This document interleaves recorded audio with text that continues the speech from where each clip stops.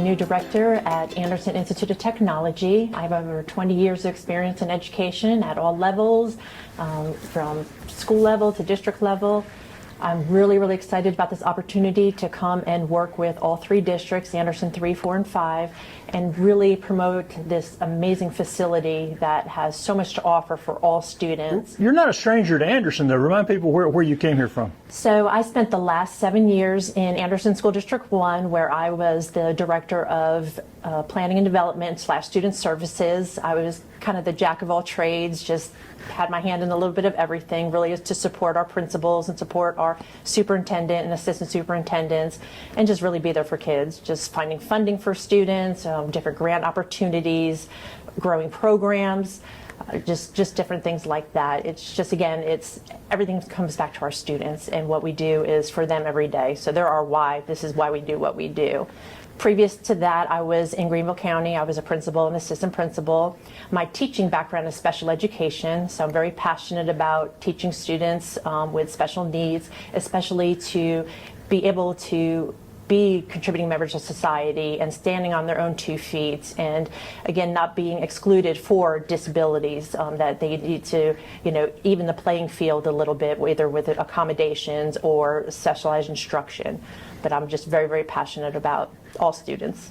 What made you interested in this job, this Anderson Institute of Technology? Well, what is interesting is that when I was in high school, my mother owned a salon, and I wanted to go to the Career Center to get my cosmetology license, but I was an honors student, so we were told, that's not for you, you don't go to the Career Center. So, went to college after I graduated, but then, because we own the salon, so I did go back and get my cosmetology license, but I had to do it after, pay for it on my own after I graduated high school. And what I love about it is the fact that it's not an either or, where it's college and career readiness. It doesn't mean that if you go to the Career Center, you're just gearing towards just a career. It's, it's still for college going students as well. I mean, I have a doctorate degree, I have a cosmetology license, so it doesn't have to be an either or, and I find that very, very important. The second thing is just the non-traditional setting for students. Not all students, again, with a special ed background, I've worked in alternative schools, not every student is capable of finishing a traditional education. It's about relationships and about getting students interested in different areas. What keeps them in school? So that's our jobs, is to create the path, and there's paths that could be 100 different pathways. And for us to create those individual pathways for our students to want to be successful, to want to try different things. And four-year college may not be that. And it may be after they finish our programs here, they do go on to a four-year college. It's really opening opportunities. When I was in Anderson 1, we were researching different programs for starting an ag program, which we started at Palmetto High School. And one thing that really was just eye-opening is we went down to BHP High School, because they have a standing program there, excellent program. And we were in the classroom, and there was a young man sitting in the corner. There wasn't a class going on, and just kind of asked the teacher about why is he in here, and he's like, this is where he feels safe. This is where he feels at home. This is where he feels he belongs. He doesn't, he just stays and he helps me out, even though he doesn't have to be here. And again, that's that outlet for a child who may not have been successful in a traditional setting, but also is learning the skills so they can be contributing members of society once they graduate from high school. But it's also giving a safe place. It's all about those relationships that people can build and to continue with our students to make sure that they're successful. And if we could change that one child's life, imagine on a whole scale of what we can do for students who maybe don't feel that traditional school is the right fit, they feel a little out of place, or just want to learn more about specific skills. Like, I look at our facility, and this is an amazing facility. I invite people to come and see the great things going on here. But I even know from my own son that Mr. Lyons, who does he does like our movie production, broadcasting.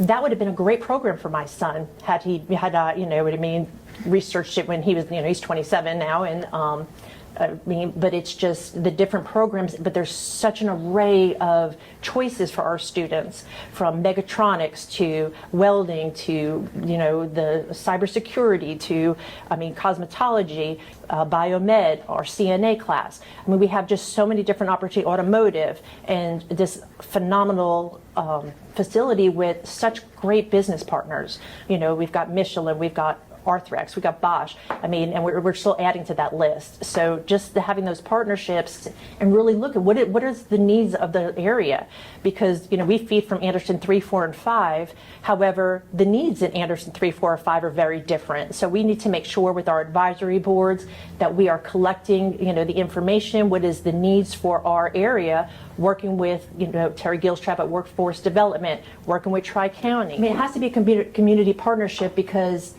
you know, we're looking at it as a lens from a school, and then we're looking at it from economics, and then we're looking at it from just people, just our stakeholders. When we bring our advisory boards together, they're representing the different businesses in our area. They're representing, you know, our families in the area. What is the need? What do we need to help our students succeed and grow our own programs, grow our own students, grow our own, you know, manufacturer workers, you know. So we are really, really lucky. Anderson is exploding. I mean, look at, you know, in the Pendleton area, all, you know, Arthrex coming, you know, a few years ago, and TTI, and we're just really, really exploding in the manufacturing, and we have to be able to keep up with those needs for the job market to ensure our students have jobs, and that we want to bring industry here so we can help them fill those jobs. I've talked to the superintendents, and they've all said really nice things about you. Do you think there's something to be learned from the students working with kids from the different schools and different districts all working together here? Oh, absolutely. You know, we can talk pedagogy, we can talk about, you know, state standards, which are all very, very important. But the number one thing students need to do to be able to succeed in, you know, in post-secondary school is get along with others. And not everyone's going to be the same as you. So I think those soft skills, working on communication skills, working on, hey, how do we collaborate? How do we work together in teams? I think that is one of the biggest factors for our students, that they have that edge because they're working with not necessarily the same students they went to school with all their lives. They have, you know, students from, you know, Pendleton High School, Crescent High School, TL Hanna, West Side High School. So it's just that they're learning that, hey, these districts do things a little different. It's not just the same way. And those skills are just invaluable for our students to be successful. You know, we continue to build our partnerships. We just got named Distinguished Project Lead the Way School for this current year. I mean, this year that just passed. So that's 3 years running. We've had students. We have 100% passage rate for our cosmetology students. We had students placed at the national level at Skills USA and various, you know, competitions across the country. And we're very lucky and fortunate that we are able to have our students participate in those different areas in different competitions throughout the country. I think that really brings in that, you know, it's almost like you're recruiting for your own program. I just think that's really, really important. But there's, every time you turn around, I mean, there's something else amazing going on here. I mean, it's just, I mean, I'm in awe just even walking through the building and seeing that, wow, this is open for our high school students, and this is something that they can really learn and take away from. I mean, just if in our CNA class, I mean, it looks like an emergency room in there, and just that hands-on experience. You know, we can sit in a classroom all day, but without that hands-on work-based learning, internships, I mean, that's where people learn. You know, like us being principals, directors, superintendents, you know, we may have got our certifications in school, but we learn on the job. We learned here, and I mean, the same thing for our students. So I'm very passionate about us offering those opportunities to all students. What are the most popular programs? I mean, are there limited slots to some programs, or? Yes. So we try to limit, and as CTE, we try to limit to 20 students per class. And based on the percentages, we have certain slots for Anderson 5, which feeds 2 high schools to us, and then Crescent and Pendleton. So we have a percentage of how many we fill the slots. Our health science, biomed classes, our CNA classes are, really, really full. We just had to hire a part-time teacher to assist so our instructor can help with the clinical piece, because of the clinicals, only 8 students at a time can be on a clinical rotation. So, we have to have another instructor in there. Cosmetology, and really automotive. We just, we continue our welding program. They all have waiting lists, and we're just trying to fill those, what I mean, put the slots on. And we, Miss Cathay, who is our Director of Student Services, does an excellent job communicating with the 4 schools to seeing, okay, if this person drops, who should we put in their place? So it's not, we're always making sure that we are having, the programs that kids need or kids want, that if there is a slot available, that we're just not sitting on them, that we're being very proactive in filling them, because we want kids to be here and kids want to be here. Most of those programs you just mentioned, kids can graduate and go straight to work and do pretty well. They take the test and everything here, right? The certification. Is that how that works? Yes. Not all. We try to have some sort of certification in all of our programs. But for example, like cosmetology, if you finish the required amount of hours and you sit for the license exam, which we assist our students with, then you can get a job working in a salon, right from there. Automotive has quite a few certification areas, and that depends on really that student-led, where if they want to go for 10 certifications in the different areas, or they just want to go for a couple. But we do offer those, those programs. Lots of times we just put like OSHA certifications that really cover a lot of, cosmetology has certain parameters for that, and it's connected to the state curriculum at the Department of Education, what certification areas, and we look at it as a school, as an administrative team of, okay, so what certification areas can we bring in that will give, hit most of the students for, okay, so they can have something when they're leaving school, not just necessarily a license or we just want them to have at least another certification area, it's, to just be a little bit more desirable in the workplace, and just to have, just more opportunities. And how many students will y'all have this year, this fall? So this fall we will have, because we run a morning and an afternoon program. The morning program is typically our level 3s and 4s, so those are our returning juniors and seniors, and we should have close to about 300 students for the first semester in the morning. And then in the afternoon, our PM sessions typically are 1s and 2s, so those are students brand new to our program, trying out different programs. We should have close to about 300 or so. So overall, we kind of figured we're going to have about 1,360 or so odd students come through here unduplicated for this school year, which is an increase in our population, which is fantastic. Some of the goals are definitely, even for myself, it's really establishing that communication, my partnerships with local businesses, local stakeholders, the 3 superintendents, the different school districts, the different schools. I really feel that by building partnerships and having that open line of communication can really help us thrive and get even to that next level. I'm just really passionate that people see what's going on here, and that, because a lot of people assume things, and I welcome anybody into our building. Come see what we're about, come see what we have. Even the programs that we are offering, I want kids to start coming in younger, just not in 8th or 9th grade. Get the elementary kids in here, get them to see, get them that hands-on experience, for different things. So that was definitely the goal. And also just really just being visible in the community, being a part of, Rotary Club, Chamber of Commerce, working with workforce development. Those are just things, and we just want to make sure that we're recruiting and we're getting, information to our schools, to our families, to our students, and not just traditional students. We want to look at, students that may have special needs, or our students that, are non-English speaking native language students, and, also just be able to communicate that we can do accommodations, we can do different things. It's not just a one-size-fits-all.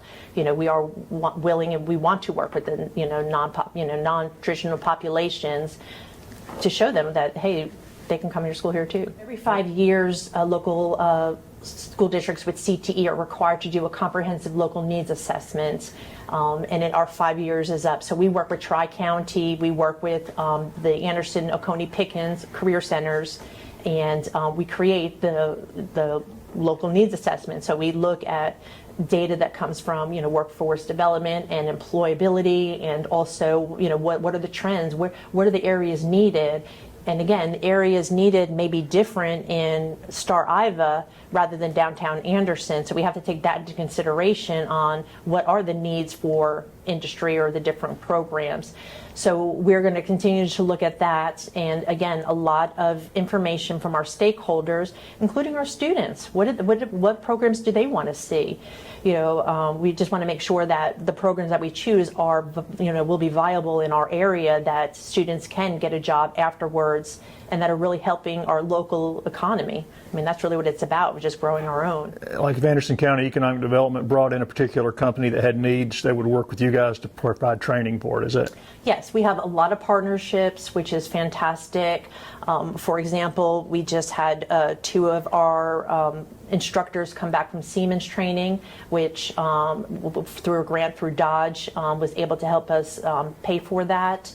And it's very in-depth training. I can say that our instructors work all year round. Everybody's involved because they're looking to improve their craft. They're looking to learn more. All through the summer, involved in all different types of training. And as we know that the world is evolving, you got AI coming down. You have electric vehicles, things like that, where that these are areas that we may want to tap into. We want to stay ahead of the game. But I mean, you can't go anywhere without having some type of AI show up. I mean, you can't. So just that is one area that I think in a lot of our programs that we are going to continue to do more research on, and how can we bring that to our programs, and not just an isolated program, but it's really across the board.